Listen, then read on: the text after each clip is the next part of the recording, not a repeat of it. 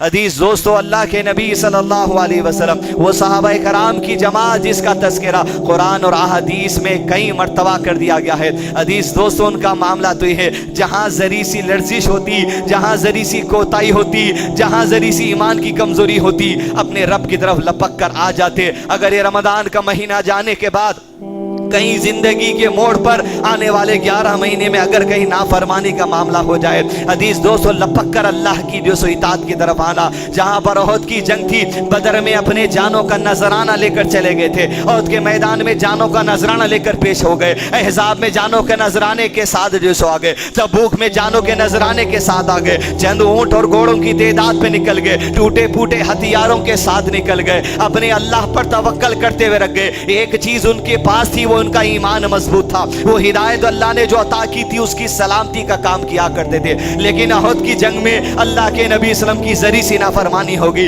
وہ 50 تیر اندازوں کو کہا اپنی جگہ کو نہ چھوڑنا جب تک کہ میں تمہیں بلانا بھیجوں، اگر میری لاش کو چیل اور کوے اچک کر لے جا رہے ہیں تب بھی اپنی جگہ کو نہ چھوڑنا، اگر ہم جنگ ہار رہے ہیں اپنی جگہ کو نہ چھوڑنا، اگر ہم جنگ جیت رہے ہیں اپنی جگہ کو نہ چھوڑنا۔ عزیز دوستو، جیسے تیسے حالات زندگی میں آ جائے، اللہ کی عبادت کا راستہ نہیں چھوڑنا، اللہ کی شکر گزاری کا راستہ نہیں چھوڑنا، رشتہ داروں کے ساتھ سلوک کا راستہ نہیں چھوڑنا، مدارس کی مدد کرنا نہیں چھوڑنا، علماء کی مدد کرنا نہیں چھوڑنا، مساجد کی خدمت کرنا نہیں چھوڑنا، بیواؤں کی پرواہ کرنا نہیں چھوڑنا۔ دین پہ ثابت قدم رہو، عبادتوں میں رہو۔ اللہ کے نبی صلی اللہ علیہ وسلم نے کہا میں جو کہتا ہوں عمل کرنا۔ لیکن جنگ کا جب پاسا پلٹا، مسلمانوں کی حق میں جنگ آ گئی، مال غنیمت بٹورنے لگے، 50 تیر اندازوں نے اللہ کے نبی صلی اللہ علیہ وسلم میں سے کچھ نے نافرمانی کر دی، احد کے میدان میں اتر گئے، مال غنیمت لوٹنے لگے۔ دشمن کی نظر تھی، پلٹ کر حملہ کر دیا، دونوں طرف سے مسلمان پیسے گئے، حتیٰ کہ 70 صحابہ کی لاشیں احد کے میدان میں اپنے خون کو، وہاں کی مٹی کو چسا رہے تھے۔ عزیز دوستو، 70 شہادتیں بھی۔ جہاں ذری سی چوک ہوئی، شام کو جنگ ٹلنے لگی، اپنے رب کی طرف متوجہ ہو گئے دل۔ کہا محمد صلی اللہ علیہ وسلم نے، آؤ صحابہ رسول اللہ صلی اللہ علیہ وسلم ایک صف میں مضبوط کھڑے ہو جاؤ، میں اپنے رب کی حمد و ثنا بیان کر دوں۔ یہ کیسی کوتاہی آج محمد کے لشکر سے ہو گئی صلی اللہ علیہ وسلم۔ اپنے رب کی دف گر گڑایا، یا ربی جو تو نے ہدایت عطا کی ہے، اللہم حبب الینا الایمان وزینہ فی قلوبنا، وہ ایمان کی نعمت جو عطا کیا ہے، یا ربی ایمان کو عزیز کر دے ہمارے قریب۔ اللہم حبب الینا الایمان وزینہ فی قلوبنا، ہمارے دل کو اسلام کی تعلیمات سے منور کر دے، روشن کر دے، عمل کرنے والا بنا دے، خوشی سے قبول کرنے والا بنا دے، خوشی سے سمانے والا بنا دے۔ وَكَرِّهْ إِلَيْنَا الْكُفْرَ وَالْفُسُوقَ وَالْعِصْيَانَ، یا ربی کفر کو چھوڑ کر آ گئے، لیکن پھر التجا کرتے ہیں کفر سے ہم کو بچا لینا،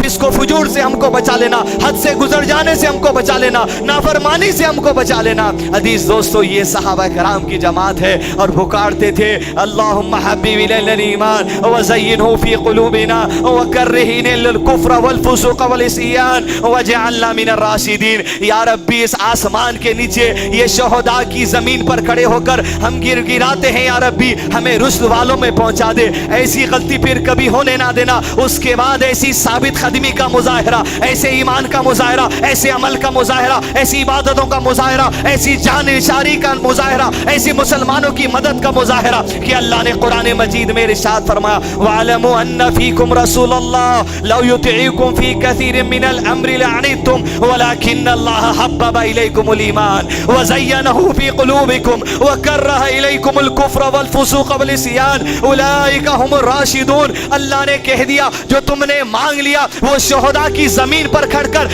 اللہ اعلان کرتا ہے ہم نے تمہارے دلوں کو مضبوط کر دیا، ایمان کو مضبوط کر دیا، ہدایت سے نواز دیا، گمراہی سے بچا لیا۔ اللہ اعلان کرتا ہے صحابہ کرام کی جماعت کے بارے میں اولئک هم الراشدون، ارے اللہ کے قریب تم سب رشد پانے والے ہو، اللہ کے قریب تم ایمان کے کمال کو پہنچنے والے ہو، اللہ کے قریب تم سب ہدایت والے ہو۔ عزیز دوستو، یہی ہدایت کا گروپ ہے صحابہ کرام کی جماعت، سلف صالحین جسے کہا جاتا ہے، جس کے منہج کو سلفیت کہا جاتا ہے، جس کے منہج کو لے کر جماعت اہل حدیث چلتی ہے، جس کو منہج کو لے کر حقیقی اہل سنہ والجماعت کہتے ہیں۔ عزیز دوستو، یہ رمضان کا مہینہ آ گیا اور آپ نے صحابہ کے منہج کی قدر نہیں کر لی تو آپ نے رمضان سے کوئی فائدہ نہیں اٹھایا، آپ نے صحابہ کے طریقے کو نہیں پہچانا تو رمضان سے کوئی فائدہ نہیں اٹھایا۔ عزیز دوست دوستو یہ سلفیت ہے، یہ منہج صحابہ ہے، یہ وہ راستہ ہے جس کے بارے میں اللہ نے کہا اولئک هم الراشدون۔ ارے رشد پا گئے، ارے کمال پا گئے، اس ہدایت کو سنبھال کر، اس عمل کو سنبھال کر، اس توفیق کو سنبھال کر جو اللہ نے عطا کر دی۔ پھر اللہ نے ارشاد فرمایا والذین اتبعوهم بإحسان رضی اللہ عنہم ورضوا عنہ۔ ارے جو احسان کے ساتھ صحابہ کے نقش قدم کو تھام لے گا، اللہ ایسے لوگوں سے بھی راضی ہو جائے گا اور ایسے لوگ اللہ سے راضی ہو جائیں گے۔ عزیز دوستو، زندگی کے ہر موڑ پر صحابہ کے نقش قدم کو تھام لینا، صحابہ کے طریقے کو تھام لینا۔ جہاں نماز میں گڑ گڑا کر ہم ہر رکعت میں پکار کر کہتے ہیں اہدنا الصراط المستقیم، اے ربی ہمیں ہدایت عطا کرنا، تو عزیز دوستو ہدایت یہاں دو اعتبار سے ہے۔ پہلی ہدایت یہ ہے جو کام اللہ نے کرنے کا حکم دیا ان کاموں کو کرنا، جو سو ہدایت کا راستہ اور عبادت ہے۔ ہدایت دوسری قسم کی یہ ہے جن کاموں سے بچنے کا حکم اللہ نے دیا ان کاموں سے بچنا، یہ ہدایت اور یہ ہدایت کا راستہ ہے۔ اہدنا الصراط، صراط کون سی ہے؟ ہدایت صراط کیا ہے؟ صراط سے مراد دو چیزیں ہیں عزیز دوستو، ایک تو علم ہے جو صحیح علم ہم کو حاصل کرنا پڑے گا، وہ دین اسلام کی تعلیم جو صحابہ کرام سمجھتے تھے ویسے سمجھنا پڑے گا۔ صراط کے دوسرے معنی عزیز دوستو عمل کے ہے، عمل ویسا ہونا چاہیے جیسے کہ صحابہ کرام کا عمل تھا، جیسے کہ اللہ کے نبی صلی اللہ علیہ وسلم کا عمل تھا۔